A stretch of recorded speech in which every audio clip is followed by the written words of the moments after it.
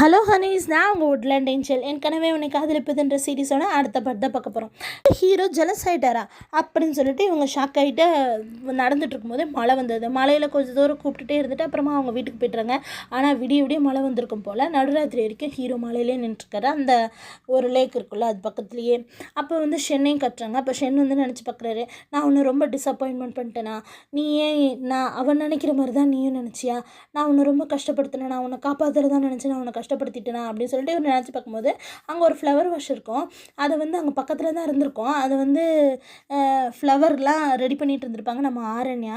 ஷென்னும் பக்கத்தில் உட்காந்துருப்பாங்க. அப்போ இந்த பூவோட தண்டு இது போதுமா பாரு அப்படின்னும் போது, நான் புக் படிச்சுட்டு இருக்கும்போது இப்படி தடை பண்ணக்கூடாது, நான் உனக்கு எத்தனை தடவை சொல்லியிருக்கேன், இதே மாதிரி நீ பண்ணினா நான் உன்னை வேலையை விட்டு தூக்கிடுவேன் அப்படிங்கிறாரு.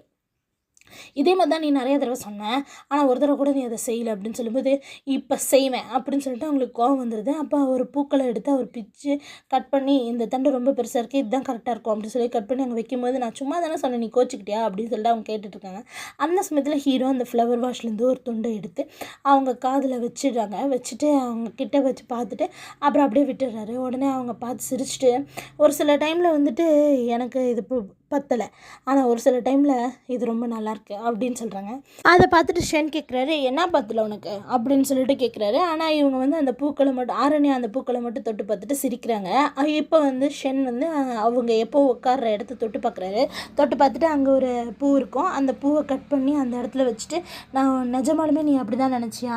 நான் உன்னை ரொம்ப டிசப்பாயிண்ட் பண்ணிட்டேன், என்னை மன்னிச்சிரு அப்படின்னு சொல்லிட்டு அந்த பூக்களை அங்கே வச்சுட்டு அவர் ட்ரிங்க்ஸ் பண்ணிகிட்டே இருக்காரு.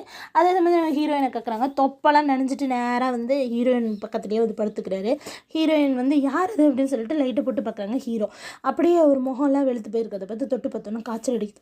இப்படியே இருந்தீங்கன்னா என்ன இப்படி நினச்சி போயிருக்கீங்க, என்னாச்சு உங்களுக்கு இப்படி காய்ச்சல் வந்துருச்சு அப்படின்னு சொல்லி கேட்கும்போது, அங்கே எங்கே நீ ஏதாவது ஒரு இடத்த போய் ஒளியிறதில்ல, இல்லை நீங்களே மேஜிக்கல் மூலிமா ஷெல்டர் உருவாக்கிக்கிறது இல்லைன்னா ஏதோ ஒன்று யோசிச்சுட்டு இருந்தேன், அதனால் மழை பெஞ்சதே மறந்துட்டேன். என்னது 12-14 மணி நேரம் மழை பெஞ்சிருக்கு, அது கூட உங்களுக்கு ஞாபகம் இல்லையா? எந்திரிங்க போய் குளிச்சுட்டு வந்து படுங்க அப்படின்னு சொன்னோன்னே அவர் முடியாதுங்கிறாரு. நீங்கள் செஞ்சதான் ஆகணும்னு சொல்லிட்டு அப்புறம் தண்ணியை சூடு பண்ணி அவரையும் கூட்டிகிட்டு போய் அவங்க குளிக்க வைக்கிறாங்க. அப்போ அவர் பாத் டப்பில் இருக்கும்போது அவர் சொல்கிறாரு, நீ ஷென் கூட ஏன் சந்தோஷமாக இருந்த?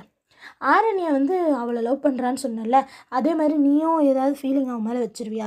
எனக்கு ஒரே கஷ்டமாக போயிடுச்சு, உண்மையாக அதெல்லாம் அப்படின்னு சொல்லும்போது, இல்லை நான் அந்த ப்ளே பண்ணுறதுனால அதை செஞ்சேன் அப்படின்றாங்க. இல்லை, நான் ஏதாவது உனக்கு மிஸ் அண்டர்ஸ்டாண்டிங் 2 பேருக்கு நடுவில் இருந்தாலும் நீ இனிமேல் என்ன சொன்னாலும் நான் கேட்டுக்கிறேன், நீ எதை வேணாலும் சொல்லு அப்படின்னு ஹீரோ அமைதியாக எதையை பற்றி பேசாமல் அமைதியாக குளிச்சுட்டு வெளியே வாங்க அப்படின்னு சொன்னோன்னே திடீர்னு அமைதியாகிறாங்க. உடனே என்னடா எதுவுமே சொல்லலை அப்படின்னு சொல்லிட்டு ஹீரோன்னு கத்துறாங்க. அப்போ பார்த்தீங்கன்னா ஹீரோ அமைதியாகவே இருக்கும். ஹீரோயின் கத்திட்டே ஓடி வராங்க. பார்த்தா பாத் டப்லேருந்து வேகமாக எழுந்திரிச்சு நான் யோசிச்சுட்டு இருந்தேன், அதுக்குள்ளே நீ கத்துனே அதான் வந்துட்டேன். சரி நீ யோசிச்சு திரும்ப போய் நான் போய் உன் ட்ரெஸ் எடுத்துகிட்டு இருந்தேன் அப்படின்னு ஹீரோ பிடிச்சிக்கிறாரு. எந்த விதத்தில் என்னை விட அவன் நல்லா இருக்கான்னு நீ அவங்ககிட்ட பேசுகிற அப்படின்னு சொன்னோன்னே, ஏன் அப்படியெல்லாம் இல்லை, நானே உன்னை விரும்புகிறேன், அப்படி எப்படி நான் அவனை விரும்புவேன் அப்படின்னு சொல்லிட்டு அவங்க கன்னத்தில் ஒரு கிஸ்ஸை கொடுத்துட்டு அவங்க அப்படியே தண்ணிக்குள்ளே மூழ்கி போயிடுறாங்க. இதை கேட்டோன்னே அவரும் ஷாக் ஆக்கி அவர் அப்படியே தண்ணிக்குள்ளே மூழ்கி போகிறாரு. 2 பேரும் குளிச்சுட்டு பெட்டுக்கு வராங்க. அந்த சமயத்தில் ஹீரோயின் நான் சும்மா அவங்களுக்கு தேவையானதான் செஞ்சேன், சரி நீங்கள் படுத்து தூங்குங்க அப்படின்னு ஹீரோ இழுத்து அவங்கள பக்கத்தில் போட்டுக்கிறாரு. அப்போ அவங்க சொல்கிறாங்க, நீ இன்னுமா ஜெலஸாக இருக்க அப்படின்னு சொல்லி கேட்கும்போது அவர் அமைதியாகவே இருக்கார். நீங்கள் ஜெலஸ் ஆகாதீங்க, நாங்கள் சும்மா அந்த ரோலை தானே ப்ளே பண்ணோம், இனிமேல் அது என்ன நான் டிஸ்டன்ஸை மெயின்டைன் பண்ணுறேன் அப்படின்னு சொன்னோன்னே ஹீரோ இல்லை நீ எனக்கு மட்டும்தான் சொந்தம், நீ என்கிட்ட மட்டும்தான் பேசணும், நான் தான் உனக்கு பெஸ்ட்டாக இருக்கணும் அப்படின்னு சொல்கிறாரு. அவங்க அது நீங்கள் இப்படியெல்லாம் ஜெலஸ் ஆனீங்கன்னா ஃப்யூச்சரில் எப்படி தான் இருக்கிறது அப்படின்னு சொல்கிறோன்னே அவங்க கிஸ் கொடுத்துட்றாங்க. அப்படியே அன்றைக்கி நைட்டு அவங்க சந்தோஷமாக ஸ்பெண்ட் பண்ணிடுறாங்க. வெயிட் பண்ணு உனக்கு தான் உடம்பு சரியில்லை அப்படின்னு, அதெல்லாம் ஒன்றும் இல்லை போ அப்படி சொல்லிட்டு அடுத்த நாள் காலையில் விடியுது. அப்போ ஹீரோயின் ஹீரோவை டீஸ் பண்ணிகிட்டு இருக்காங்க. அப்படியே உண்மையை சொல்லணும்னா அவங்க ரொம்ப ரசிச்சுட்டு இருக்காங்க. ஆனால் ஒவ்வொன்றா தொட்டு பார்த்துட்டே இருக்கும்போது ஹீரோ நீ தூங்கலையா அப்படின்னு கேட்குறாங்க. இல்லை எனக்கு இல்லை நான் இப்போ தான் எழுந்தேன். ஐயோ எனக்கு இப்போ தான் ஞாபகம் வந்துச்சு, இன்றைக்கி போய் நாங்கள் ஸ்வீட் பொட்டேட்டோவில் கேக் செய்யணும் அப்படின்றாங்க. இதுக்கு ஒன்றும் தேவையில்லை, எனக்கு பசிக்கலவா தூங்கலாம் அப்படின்னு சொல்லும்போது, இல்லை அது இதுதான் எங்களுடைய முறை, இப்படி தான் செய்யணும் அப்படின்னா, அப்போ எல்லாருக்கும் தெரியணும்னு நீ நினைக்கிறியா அப்படின்னு அவர் சொன்னேன். அப்படி இல்லையே அப்படின்னு ஹீரோ சிரிச்சுட்டு, சரி அப்புறம் செய்யலாம் தூங்கு அப்படின்னு சொல்லிட்டுறாரு. கொஞ்ச நேரம் கழிச்சு ஹீரோ எந்திரிச்சு வெளியே வராங்க. அப்போ ஹீரோயின் பார்த்தீங்கன்னா ஸ்வீட் பொட்டேட்டோவில் பர்பிள் கலர் ஸ்வீட் பொட்டேட்டோவில் செஞ்சுருக்காங்க. அது ரொம்ப டேஸ்ட் இருக்குது. இவர் சாப்பிட்டு பார்த்துட்டு அவங்களுக்கும் ஒரு வாய் அப்படியே கொடுக்குறாங்க. சாச்சாக்கு தெரியாமல் செஞ்சேன், சீக்கிரம் சாப்பிடுங்க அப்படின்னு சொன்னோன்னே அப்படியே வாயோட வாயிலே அப்படியே ஷேர் பண்ணி சாப்பிட்டு 2 பேரும் அப்படியே ரொமான்ஸ் பண்ணிகிட்டு இருக்காங்க. இங்கே பார்த்தீங்கன்னா நம்மளோட மோ அந்த இன்ஸ்ட்ருமெண்ட்டில் பாதி தூரம் செஞ்சு முடிச்சிட்டேன், தயவு செஞ்சு கொஞ்சம் வாங்க அப்படின்னு சொல்லிட்டு ஃபினிஷிங்க்கு நீங்கள் வரணும் அப்படின்னு சொல்லி லெட்டர் எழுதி கொடுத்தா ஹீரோ அதை படித்து பார்த்துட்டு எரிச்சிடுறாரு. ஹீரோயின் வந்துட்டு என்ன எழுதிட்டுருக்கீங்க, இங்கே எங்கே வாசனை வருது, ஒன்றுமே இல்லையே, வேணா நம்ம இன்றைக்கி வெளியே போகலாமா அப்படின்னு கேட்டு அவர் வந்து ஃப்ளர்ட் பண்ண ஆரம்பிச்சிட்டாரு. அதே மாதிரி கொஞ்சம் நேரத்தில் அவங்கெல்லாம் வந்து அங்கே இருக்க கடத்தெருவுக்கு போயிட்டு அங்கே ஸ்வீட் வாங்கி சாப்பிட்டுட்ருக்காங்க. அப்போ எல்லோரும் இவங்கெல்லாம் சூப்பர் கப்பல் அப்படின்னு சொல்லிட்டு இருக்காங்க. அந்த சமயத்தில் ஹீரோயினை கூப்பிட்டு ஹீரோக்கு வந்து அங்கே ஃபெய்யுங்க மலையில் அவங்க ஒரு பிம்பான் ஃப்ரூட் பார்த்தாங்க இல்லையா, அந்த இடத்துக்கு கூப்பிட்டு வர்றாரு. ஐயோ ஏங்க இந்த இடத்துக்கு கூப்பிட்டுருந்தீங்க, இங்கே தான் ஒரே பாம்பாக இருக்குமே.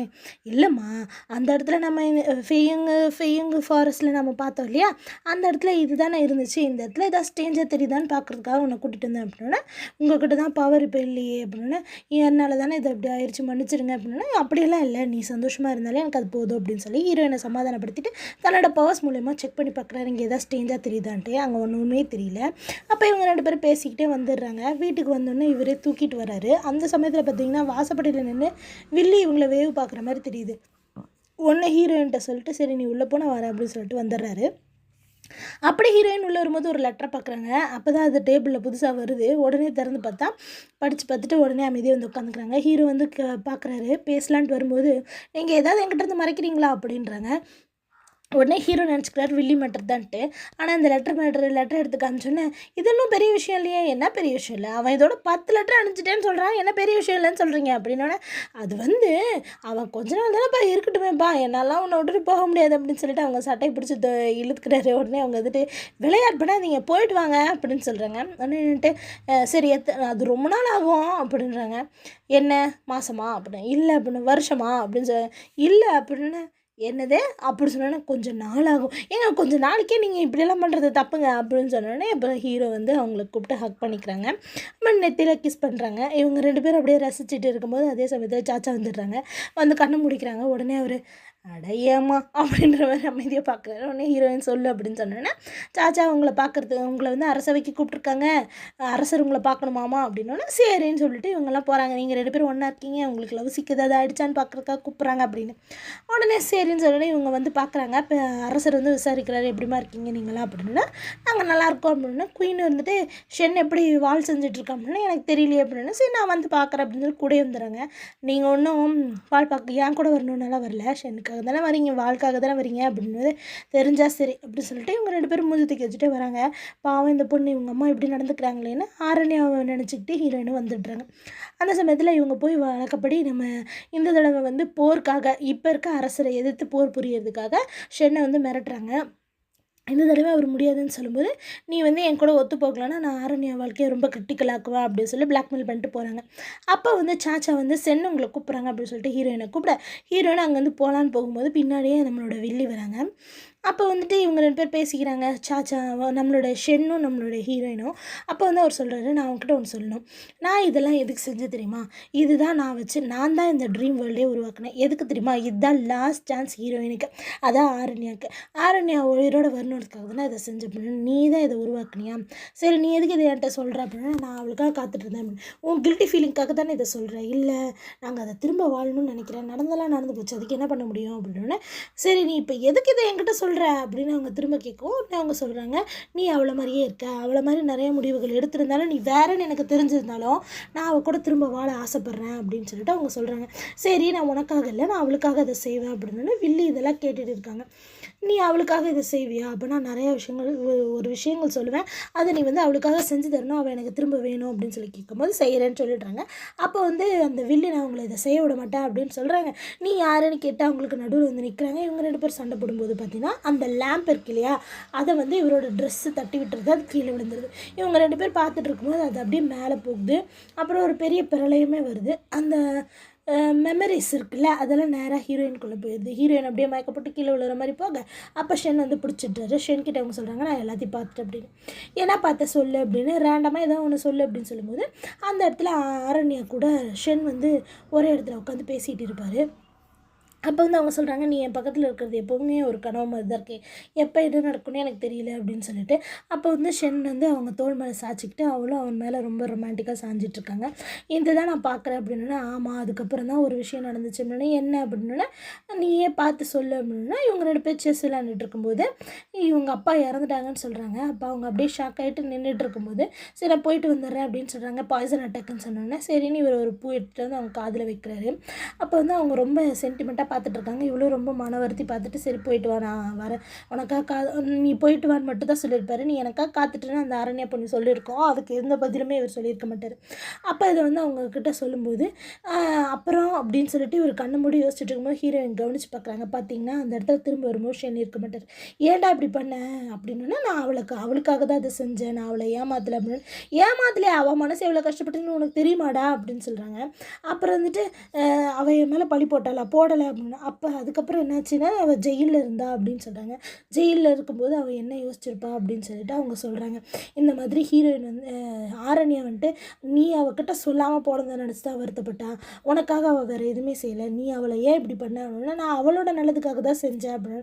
ஆனால் அவள் எதிர்பார்த்தது அது ஒன்றும் கிடையாது, நீ அவகிட்ட சப்போர்ட்டு மென்டலி சப்போர்ட் ஒன்று இருந்து எதிர்பார்த்தா அப்படின்னு சொல்கிறாங்க. அதே இடத்துல இந்த இடத்துல நிறையா பேர் நல்ல சந்தோஷமாக ஆடி பாடி கொண்டாடிட்டு இருக்கும்போது யாரோ ஒருத்தங்க படையோடு வந்து அவங்கள எதிர்த்து போரிடுறாங்க. அது வேறு யாரும் இல்லை, ராணி ஒரு டீம் உருவாக்கியிருப்பாங்க போல், அவங்க தான் அவங்க தம்பியை வச்சு உருவாக்கியிருப்பாங்கன்னு இருக்கு.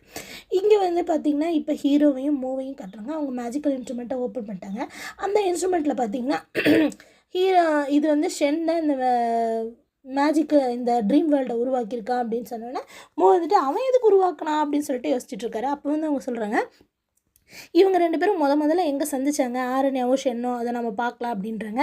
அப்போ ஆரண்யாவுக்கு உடம்பு சரியில்லாமல் இருந்திருக்கும். தன்னோட ரத்தத்தை கொடுத்து, தன்னோட பர்த்டே டைமில் தன்னோட ரத்தத்தை கொடுத்து ஆரண்யாவை ஷென் வந்து காப்பாற்றிருப்பார். அப்புறம் வந்துட்டு அந்த பேரும் அவங்க தான் வச்சுருப்பாங்க, சாப்பிட்றதுக்கெல்லாம் கொடுத்துருப்பாங்க இல்லையா, அதெல்லாம் அவங்க காட்டுறாங்க. அதை பார்த்தோன்னா வந்துட்டு இவ்வளோ தூரம் டீப்பாக இருந்திருக்கான், என்னோடதை விட இவங்களது நல்லா வித்தியாசமாக இருக்குது. ஆனால் இதே மாதிரி நம்ம போய் இவன் ஆரண்யாவோட மிஸ்டரியான ஒரு சாவுக்கு என்ன காரணம் நம்ம பார்க்கணும், அதுதான் இப்போ ரொம்ப முக்கியம் அப்படின்னு சொல்லிட்டு ஹீரோட்ட சொல்கிறதோட இந்த பாட்டு முடியுது. அடுத்தடுத்த பாட்டு பக்கத்துக்கு என் சேனல் சப்ஸ்கிரைப் பண்ணுங்கள். தேங்க்யூ.